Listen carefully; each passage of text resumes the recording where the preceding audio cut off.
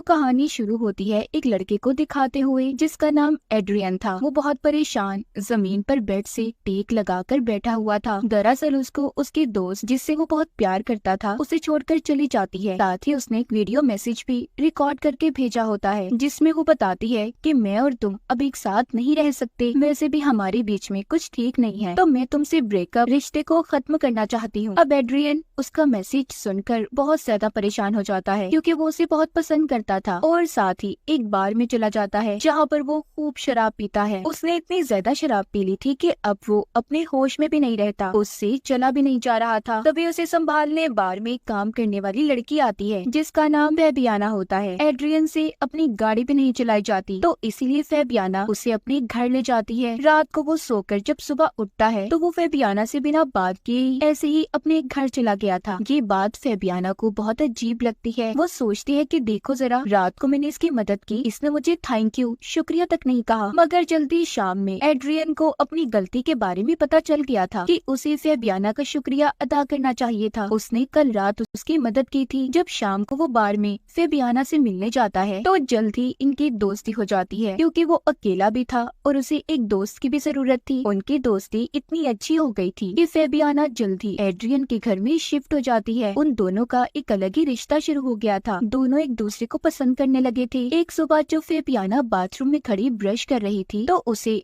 Wash basin से किसी की आवाज आती है। जब वो कान लगाकर सुनने की कोशिश करती है तो उसे कुछ समझ नहीं आता। जब फैबियाना नीचे आती है तो नीचे टेबल पर कुछ सफ़ों को बिखरा हुआ देखती है। जब वो उन्हें उठाने ही लगती है तो तभी एड्रियन आ गया था जो कहता है कि प्लीज इन सब चीजों को हाथ मत लगाना। इतने ही देर में दरवाजे की बेल बजती है। जब ये देखते हैं तो बाहर दो पुलिस ऑफिसर आए थे जो एड्रियन की पहली दोस्त के बारे में पता चलाना चाहते थे जो 2 दिन से गायब थी। उन ऑफिसर्स को एड्रियन पर शक था कि कहीं इसने उसे मारकर घर में छुपा न दिया हो। मगर एड्रियन उन्हें अब उसका वीडियो मैसेज दिखाता है जो इसकी दोस्त ने इसे भेजा था कि वो उसे छोड़कर जा रही है। ये देखकर ऑफिसर उसके घर से चले जाते हैं। अब इन 2 ऑफिसर्स में से एक फैबियाना का दोस्त होता है। वो उससे कहता है तुम्हें क्या इस आदमी के साथ रहकर सब ठीक लग रहा है? उसकी पुरानी दोस्त को गायब हुए सिर्फ 2 ही दिन हुए हैं और तुम्हारी उससे कितनी अच्छी दोस्ती हो गई। हालांकि एड्रियन उसे बहुत पसंद भी करता था। तुम इस आदमी से जरा बचकर रहो, मुझे कुछ ठीक नहीं लग रहा। फैबियाना भी ये सब बातें सुनकर सोचने लगी थी मगर एक तरफ उसके दिल में लालच होती है। वो एड्रियन की तरह ही अमीर, हैंडसम, खूबसूरत लड़का चाहती थी जिसके साथ वो रहे और सारी जिंदगी गुजारे। इसलिए चाहे जो भी कुछ भी कहे वो एड्रियन के साथ ही रहने का फैसला करती है। अब कुछ दिन ऐसे ही गुजर जाते हैं। एड्रियन के घर में फैबियाना के साथ कुछ अजीब बातें होने लगती हैं। एक दिन जब वो नहा रही थी तो शॉवर से एकदम से गर्म पानी निकलना शुरू हो गया था। इससे उसका जिस्म भी जल जाता है।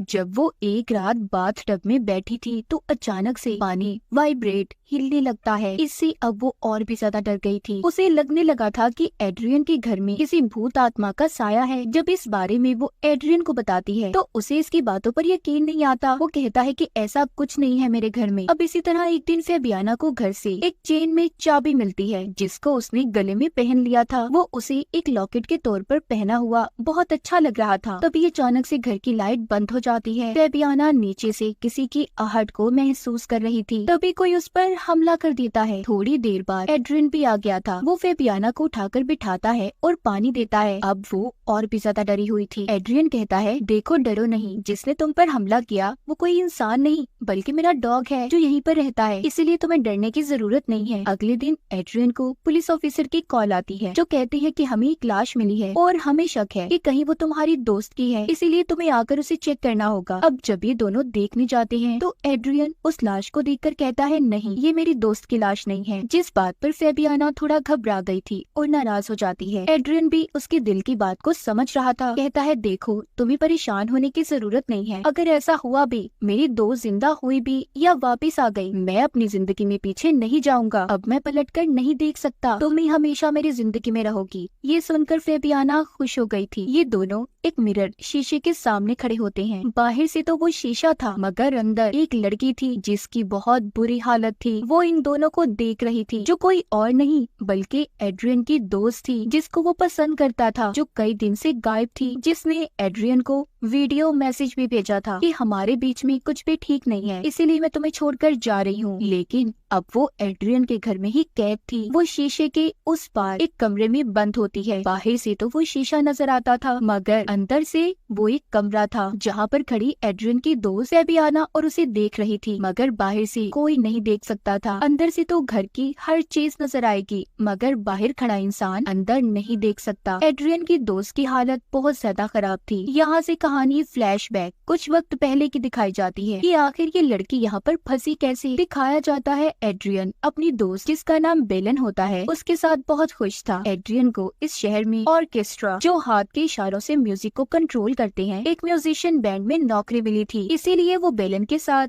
इस घर में शिफ्ट हुआ। वो दोनों हंसी खुशी अपनी जिंदगी गुजार रही थी। एड्रियन की आदत हर लड़की से फ्री होने की थी। एक दिन बेलन उसे एक लड़की के साथ देख लेती है, जिसके बाद उसे उस पर शक होने लगा। वो एक दिन बैठी चाय पी रही थी तो उसके पास एक लेडी आकर बैठ जाती है जो कि उसके घर की मालकिन थी, जहाँ पर दोनों रहा करते थे। बेलन बहुत दुखी होकर उस लेडी को बताती है एड्रियन मेरा भरोसा तोड़ देता है, हालांकि मैं उससे बहुत प्यार करती हूँ। मुझे दुख होता है जब मैं उसे किसी और के साथ देखूं। ये सुनकर वो लेडी कहती है तो इसमें परेशान होने की क्या जरूरत है, तुम अपने प्यार को टेस्ट कर सकती हो। चलो मैं तुम्हें एक चीज दिखाती हूँ। वो बेलन को घर की सबसे बड़े कमरे और अलमारी के साइड पर चाबी लगाकर एक दरवाजा खोलती है जिसके पीछे एक खुफिया कमरा था। उसकी हालत तो अच्छी नहीं थी, पर एक आदमी के लिए हर सहूलत वहाँ पर मौजूद थी। वो लेडी बताती है कि मेरे हस्बैंड आर्मी में थे तो इसीलिए उन्होंने अपने लिए ये खुफिया कमरा बनवाया। तो अगर एड्रियन के प्यार को टेस्ट करना चाहती हो तो तुम मुझसे अपना रिश्ता खत्म करके इस कमरे में 2 या 3 दिन तक रह सकती हो। इससे तुम्हें पता भी चल जाएगा कि वो तुमसे प्यार भी करता है या नहीं, उसे तुम्हारी कितनी परवाह है। बेलन को ये आइडिया बहुत अच्छा लगता है। वो अब अपने सारे सामान को पैक करके एड्रियन के लिए वीडियो मैसेज रिकॉर्ड करती है कि मैं तुम्हें छोड़कर जा रही हूँ, और आकर इस कमरे में खुद को बंद कर लिया। मगर कुछ देर के बाद ही बेलन को याद आता है कि जिस चाबी से ये दरवाजा खुलता है वो तो बाहर ही रह गई। बेलन बहुत ज्यादा परेशान हो गई थी। अब वो जल्दी से फोन करके एड्रियन को बताना चाहती थी, मगर फोन में सिग्नल्स भी नहीं थे। अंदर से तो बेलन खड़ी सब देख पा रही थी। वो एड्रियन को बहुत आवाजें भी देती है, मगर ना तो उसकी आवाज बाहर जाती है और ना ही वो उसे देख पा रहा था। बाहर खड़े इंसान को सिर्फ शीशा ही नजर आता है। बेलन अंदर पूरी तरह से फंस चुकी थी। एड्रियन जो कि बाहर बैठा था उसे याद करके रो रहा था, और ये वही सीन था जो हमने कहानी के शुरू में देखा। मगर एक दिन के बाद ही एड्रियन को फेबियाना मिल गई। ये देखकर तो बेलन और ज्यादा दुखी होती है। वो सोचती है कि एड्रियन तो मुझसे बहुत प्यार करता था, तो मुझे ऐसे धोखा कैसे दे सकता है। मुझे तो लगा था कि मेरे गायब होने के बाद उसे मेरी बहुत परवाह होगी, मगर ऐसा कुछ भी नहीं हुआ। तो एड्रियन की दोस्त बेलन इस तरह यहाँ पर कैद हो गई, जो अब तक ऐसे ही रह रही है। तो कहानी दोबारा से प्रेजेंट मौजूदा दौर में आती है। बेलन अंदर से सब कुछ देख पा रही थी। वो फेबियाना को देखती है जो सुबह को उठकर बाथरूम में ब्रश करने जाती है, जिसे फिर से